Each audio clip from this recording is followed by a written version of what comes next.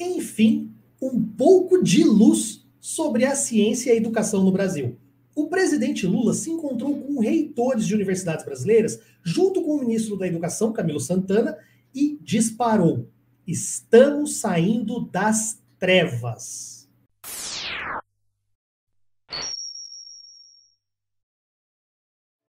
Quem não assistiu, assista, viu?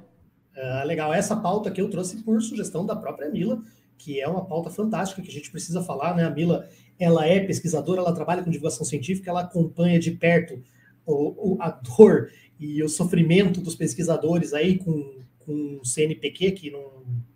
Faz quanto tempo que não atualiza já, Mila?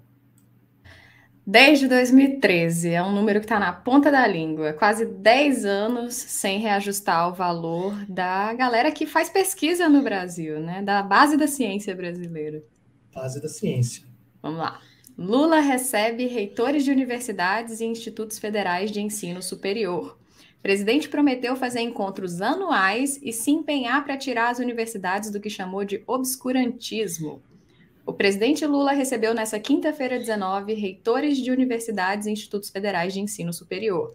Lula prometeu fazer encontros anuais e se empenhar para tirar as universidades do que chamou de obscurantismo. Ele disse que vai garantir a autonomia das instituições na escolha dos reitores, que é o básico, né?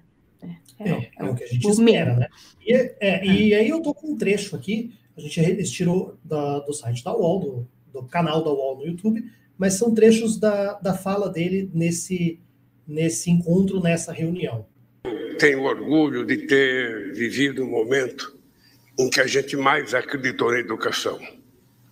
Um momento em que a gente mais investiu em ciência e tecnologia, investiu na educação universitária, investiu no ensino fundamental e no ensino médio e nos institutos federais.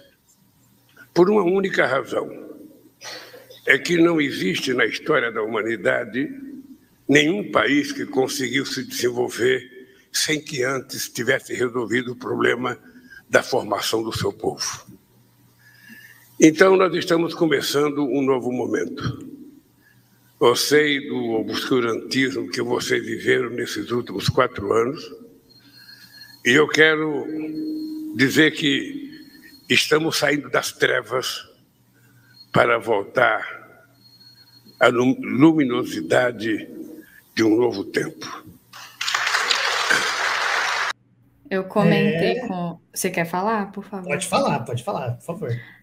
Não, que eu fiquei muito emocionada mesmo com essa visita às universidades, porque o maior ponto de estresse para mim foi o sucateamento das universidades nesse período. Porque eu estava lá de perto, vendo meus colegas irem embora, vendo meus professores meus orientadores irem embora. Então, foi para eu chorar mesmo, vendo que os olhos estão se voltando para as universidades federais de novo.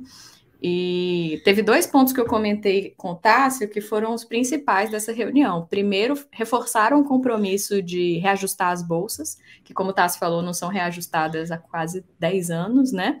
Então, isso vai ser ótimo para incentivar a galera a fazer pesquisa, porque são os estudantes de mestrado e doutorado que fazem pesquisa no Brasil, em parceria com os orientadores.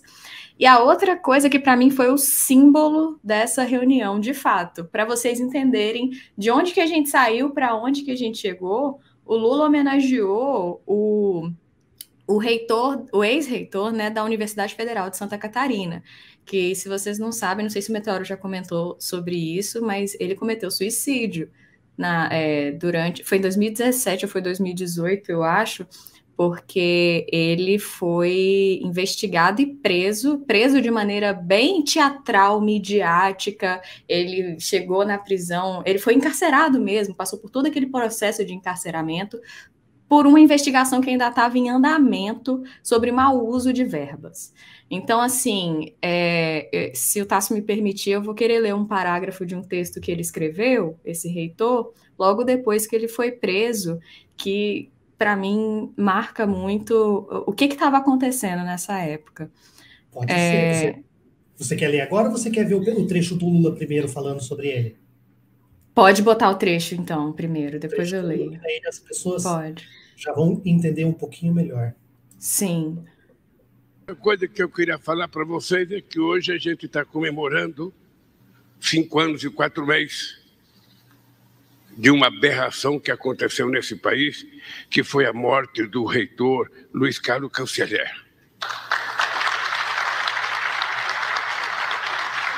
Faz 5 anos e 4 meses que esse homem se matou pela pressão de uma polícia ignorante, de um promotor ignorante, de pessoas insensatas, como eram as pessoas antes de investigar e antes de julgar, e a gente não pôde nem fazer um ato em homenagem a ele, porque nesse país deixou de existir reunião de reitores há muitos e muitos tempos. Então, quero aproveitar esse momento, com 5 anos e 4 meses de atraso, e dizer para você, meu caro Luiz Carlos Canceller, que você pode ter morrido a sua carne, mas as suas ideias continuarão no meio de nós. A cada momento que a gente pensar em educação, a cada momento que a gente pensar na formação profissional e intelectual do povo brasileiro. Esteja onde você estiver, pode ficar certo que aqui tem muita gente disposta a dar sequência ao trabalho que você fazia e às ideias que você acreditava. Você morreu, as suas ideias continuam vivas e nós haveremos de recuperá-las e trabalhar para que a gente nunca mais permita que aconteça o que aconteceu com aquele reitor em Santa Catarina. Foi assim... eu não consigo nem falar direito sem ficar emocionada de novo, porque foi uma prisão muito injusta, porque ele foi tratado como um criminoso condenado de um negócio que estava sendo investigado ainda. E logo depois que ele foi preso, ele que foi uma pessoa que foi militante contra a ditadura no passado e tudo mais, e foi humilhado publicamente desse jeito, né?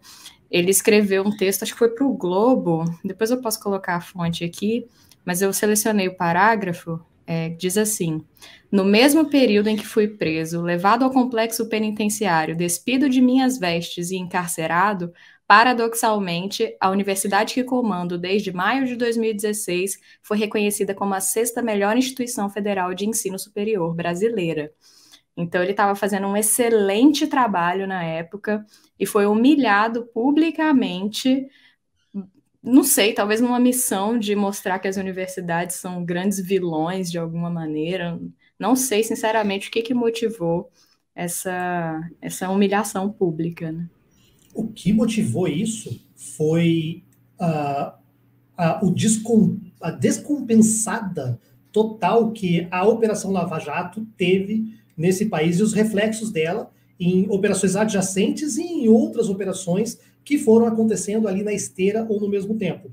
Essa delegada que foi responsável pela prisão, por mandar ele para fazer, sabe, ele ser despido, ser tratado como se fosse um bandido da pior, sabe, natureza, sem ter provas e indícios ainda de concretos de que ele tinha cometido crime, foi uma coisa brutal. Isso foi o exemplo da Lava Jato, porque depois essas investigações, elas concluíram que não houve desvio, não houve nenhum tipo de irregularidade e elas foram todas arquivadas. Então, assim, a gente está falando de uma época em que a Lava Jato ditou um parâmetro de atuação de um Estado policialesco, sabe, de perseguição judicial, que ela se converteu num instrumento de perseguição política.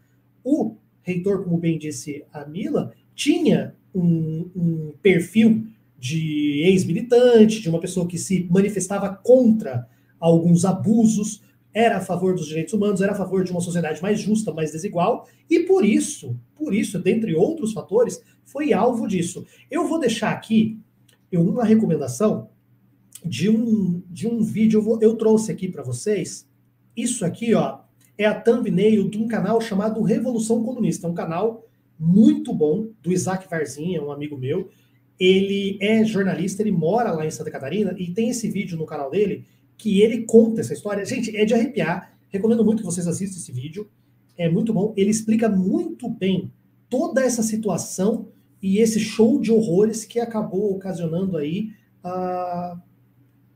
o suicídio desse grande profissional, desse grande reitor, desse grande professor, que, como você bem disse, estava desempenhando um trabalho muito bom, né? Sexta melhor universidade do Brasil, imagina. Se ele estivesse desviando recurso, não, é impossível, sabe? As universidades já trabalham com recursos escassos. O cara estava conseguindo levar a universidade lá para o alto do ranking, sabe? É realmente revoltante. Isso é um dos abusos que a Lava Jato, que você pode colocar na conta da Lava Jato. Até comentaram aqui que eu falei que ele estava sendo pintado como um criminoso condenado, mas comentaram que mesmo que ele fosse condenado, essa espetacularização em torno dele, essa humilhação pública, ninguém merece isso. Exatamente. Então, assim, que fique, infelizmente, um triste exemplo para a nossa história, para que a gente não repita esses erros no futuro. Inclusive, a gente tem falado aqui, não é hora de buscar vingança também, é hora de buscar justiça. E a gente tem falado isso até com relação às pessoas que estão aí que saíram desse desgoverno, desse plano genocida, que essas pessoas respondam, que essas pessoas sejam processadas, sejam presas, mas que tudo seja feito com o rigor da lei, para não gerar nulidades, para não gerar depois absolvições ou situações assim como aconteceu no caso Lula. Se você não tem prova, não insiste, não faça conluio, não converse, não arme junto com a promotoria esquema para você condenar uma pessoa. Não faça isso, porque isso vai depois acabar se tornando um tiro no pé. Então vamos só, né, respeitar o direito, respeitar o processo, respeitar principalmente a dignidade das pessoas, porque a legislação, ela fala disso, Mila, e é incrível nesse país como uma carta de leis, uma carta de direitos, regras processuais de pessoas que são processadas e julgadas, as mesmas regras encontram aplicações e interpretações tão divergentes quando nós falamos de pessoas pretas e pobres do que pessoas ricas e brancas, né? Então, é triste. O direito consegue, sim, ser uma ferramenta de opressão e, inclusive, de perseguição política.